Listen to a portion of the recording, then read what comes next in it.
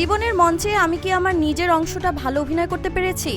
Roman সম্রাট অগাস্টারের সেই উক্তিটি যেন দক্ষিণী সিনেমার সুপারস্টার থালাপতি বিজয়ের জীবনে নতুন করে সত্যি হয়ে উঠেছে। সিনেমার নায়ক থেকে রাজনীতির ময়দানে বাস্তব সেনাপতি। এখন তার পরিচয় কেবল অভিনেতা নয়, বরং এক রাজনৈতিক শক্তি। দক্ষিণ ভারতের সুপারস্টার থালাপতি বিজয়কে চেনেন না এমন সিনেমা প্রেমী পাওয়া কঠিন, কিন্তু এখন এই তারকা কেবল সিনেমার পর্দাতেই নন, রাজনীতির ময়দানেও সমান আলোচনায়। কেরিয়ারের সোনালী সময়ে সিনেমা থেকে অবসর ঘোষণা দিয়ে অনেককে অবাক করে দিয়েছেন তিনি। তবে সেই বিষয় ছাপিয়ে এখন আলোচনার কেন্দ্রবিন্দুতে তার নতুন রাজনৈতিক দল তামিলাগা ভেট্রি কাজাগম।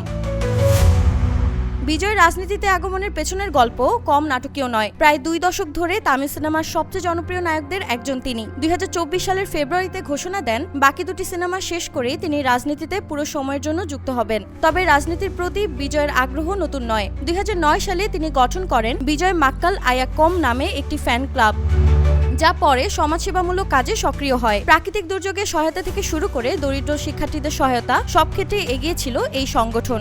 2021 সালের স্থানীয় নির্বাচনে ভিএমআই এর সদস্যরা স্বতন্ত্র প্রার্থী হয়ে অংশ নিয়ে 169টির মধ্যে 115টি আসনে জয় পায়। এরপর থেকে স্পষ্ট হয় বিজয় জনপ্রিয়তা রাজনীতিতে কাজে লাগানো সম্ভব। এক্সট্রিম মশার কয়েল প্ল্যান্ট ফাইবার দিয়ে তৈরি, ডেঙ্গু, চিকুনগুনিয়া বাহি সহ যে কোনো মশার বিরুদ্ধে দেয় এক্সট্রিম সুরক্ষা।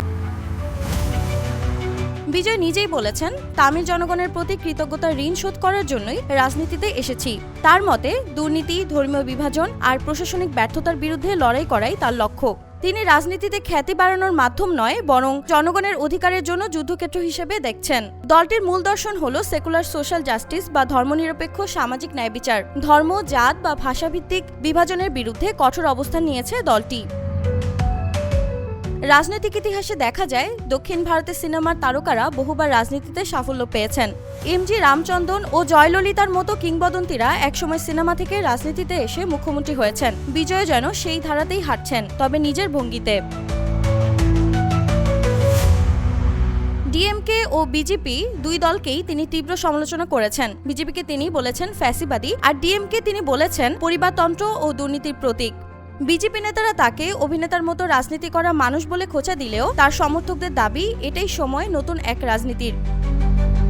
তবে বিশ্লেষকরা বলছেন জনপ্রিয়তা ও সংগঠন থাকা সত্ত্বেও বিজয়ের সবচেয়ে বড় চ্যালেঞ্জ হবে এই উন্মাদনাকে ভোটে রূপান্তর করা। সিনেমার পর্দায় তিনি যতটা প্রভাবশালী, রাজনীতির মাঠে তা বজায় রাখা সহজ হবে না। তবু একটি জিনিস স্পষ্ট, বিজয় এখন আর কেবল পর্দার নায়ক নন, জনতারও নায়ক।